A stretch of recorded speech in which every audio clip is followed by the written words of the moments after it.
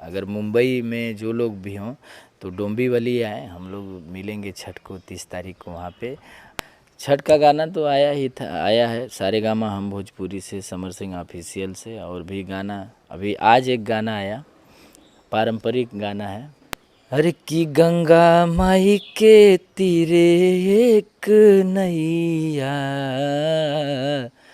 नैया खेवेला मला, नैया खेवेला मला, ये पारंपरिक गाने हैं। अरे कि ताही नैया उतरे सूरज देव, छठी मैया के साथ।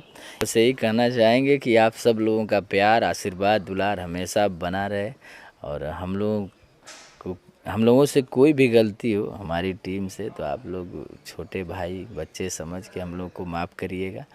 और बस यही कहेंगे। समर सिंह ऑफिशियल से आया है पारंपरिक, और ये छठ महापर्व जो मनाया जाता है हमारे यूपी बिहार के लोग, ये बहुत बड़ा पर्व है। और हमको लगता है कि 30 तारीख को छठ है और 30 तारीख को शो भी है। अगर मुंबई में जो लोग भी हों तो डोंबिवली आए, हम लोग मिलेंगे छठ को 30 तारीख को वहाँ पे, और धमाल होगा।